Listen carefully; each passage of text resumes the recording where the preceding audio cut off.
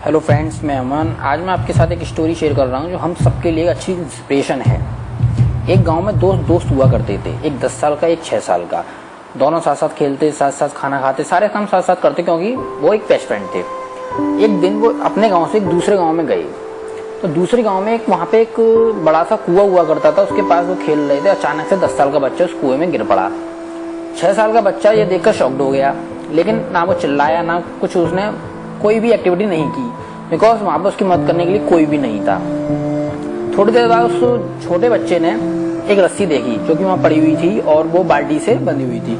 तो उसने वो बाल्टी उस कुएं में डाली और 10 साल का बच्चा जो कि अंदर था, उसने वो बाल्टी पकड़ ली। 6 साल के बच्चे ने पूरी जान लगा दी अपनी उस रस्सी को खींचने में, और 10 साल के बच्चे ने उस बाल्टी को पकड़ा रखा। 6 साल का बच्चा लगातार उस रस्सी को खींचता रहा और थोड़ी देर बाद 10 साल के बच्चे को उसने ऊपर ले आया। अब यहाँ तक भी ठीक था, लेकिन अब वो सोचते थे कि हम वापस गांव में जाएंगे तो हम ये बताएंगे कि हम कुएं में गिर गए थे, तो हमारी बहुत डांट पड़ेगी। लेकिन ऐसा कुछ नहीं हुआ, उन लोगों ने वहां पे जाके बता दिया। अब जिस लोगों को उन्होंने ये स्टोरी बताई, वो उनमें से किसी भी बंदे को ये ट्रस्ट नहीं हुआ कि ये स्टोरी सही है या ऐसा कुछ हो सकता है। 6 साल का बच्चा 10 साल के बच्चे को खींच के ले आए, इम्पॉसिबल है। अगर हमें, आप पे या कोई भी हो वहां पे, हम भी यही सोचेंगे कि ये हो ही नहीं सकता। थोड़ी देर बाद वहां पे एक इंटेलिजेंट आदमी हुआ करते थे, रहीम चाचा, जो कि वहां उस गांव में सबसे ज्यादा बुद्धिमान व्यक्ति थे। उनसे पूछा गया कि चाचा ये बताइए कि ये बच्चे जो बता रहे हैं स्टोरी सही है या नहीं है। वो कहते हैं कि बच्चे जब बोल रहे हैं कि उन्होंने किया है तो किया होगा। तो लोगों ने कहा कि आप हमको डिटेल में बताएं कि ऐसे कैसे हो सकता है 6 साल का बच्चा 10 साल के बच्चे को रस्सी से खींच कर ले आए, यहाँ तक कि उसमें इतनी जान भी नहीं है, और सही बात भी है। अब चाचा ने कहा कि वो बच्चा बता तो रहा है कि उसने रस्सी डाली, उसने 10 साल के बच्चे ने रस्सी को पकड़ा और वो उसको खींच के ऊपर ले आया, सिंपल सी बात है। लेकिन फिर भी लोग नहीं माने। अब थोड़ी देर बाद क्या होता है कि चाचा कहते हैं कि क्वेश्चन ये नहीं है कि इस बच्चे ने ये कैसे किया, क्वेश्चन ये था कि उस बच्चे ने ये क्यों किया और क्यों कर पाया वो ये सब।